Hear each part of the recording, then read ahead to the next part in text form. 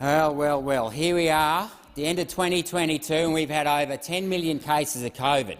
The Australian Health Department, of course, stopped counting around September sometime because I think it was getting too embarrassing to admit that despite with over 20 million people being vaccinated, over half the country had caught COVID. Whatever happened to protecting you? Whatever happened to protecting you? But we don't want to talk about that anymore. We'll just pull it off the website and not discuss it. We'll not discuss it. And then we've got the excess deaths that Senator Babbitt talked about before. We had 8,706 extra deaths last year, despite the fact that New South Wales locked down for 3 months.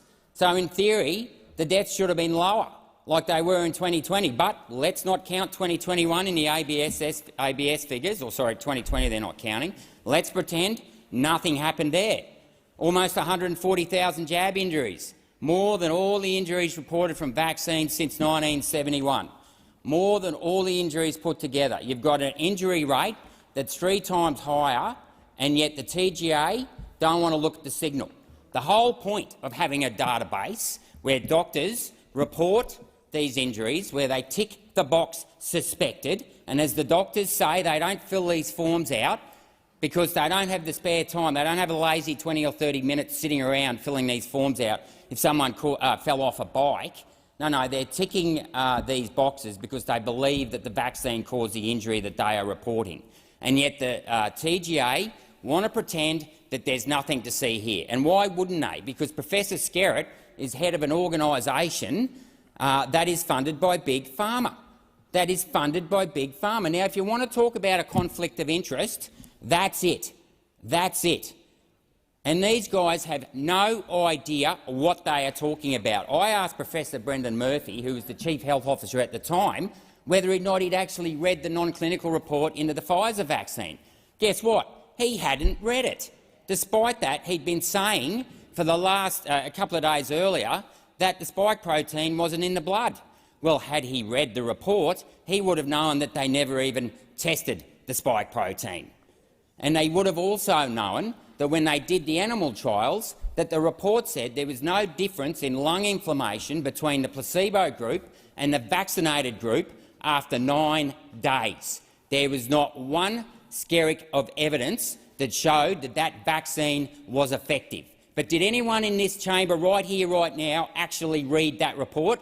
I bet you not. But you all went out there and said it was safe and effective where you didn't have a clue what you were talking about. And shame on you, because the law in this country, in the Australian Immunisation Register, says you cannot be coerced into taking a vaccine, number one, and number two is that you need to be properly informed about what is in the vaccine. Now, you've got to dig very far to get to the bottom of this stuff, but that spike protein in the vaccine isn't even the same as the spike protein in the virus. No. They've actually changed one of the nucleotides, and they've actually got a synthetic gene in the vaccine. They've added 70 adenine nucleotides to the poly-A tail, which is designed to make it last longer. It's designed to last longer. The mRNA in the trials was shown to last for up to 9 days. The lipids were shown to last at least 2 days, and they stopped the trials, despite the fact that it doubled.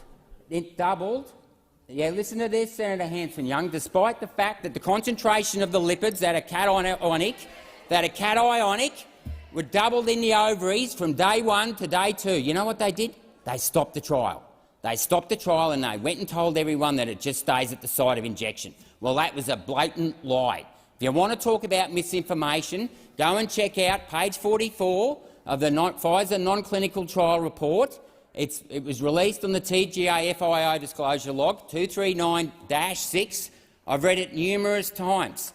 And guess what? You should also read the top paragraph of page 8 that says that the study suggests that the spike protein can be either inserted into the membrane or secreted from the cell.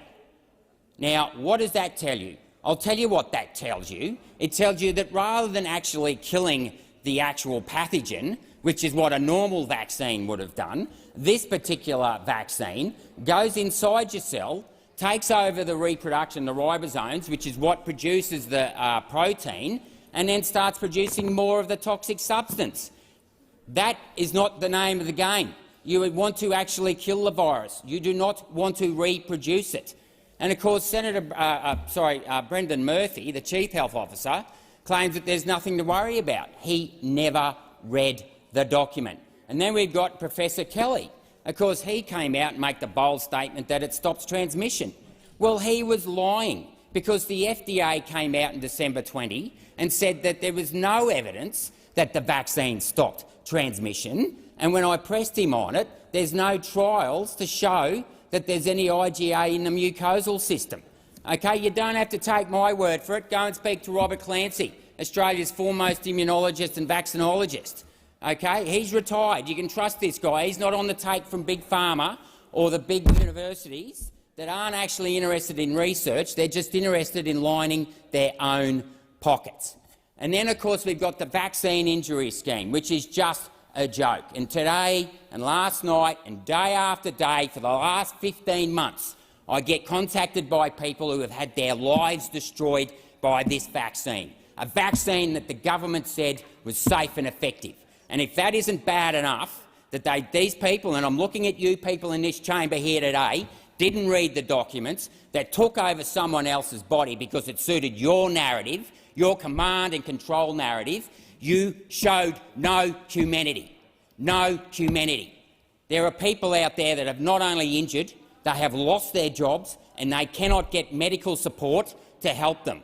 There are husbands and wives of injured couples who've had to quit their jobs to stay home and look after those people who are being injured, are in incredible amount of pain. And the fact that you're interjecting Senator Hanson-Young just goes to show the type of person you are. How dare you come into this chamber? How dare you come into this chamber and start mocking the vaccine injured? Senator Waters, your point of order. Senator Rennick, please sit down. Order.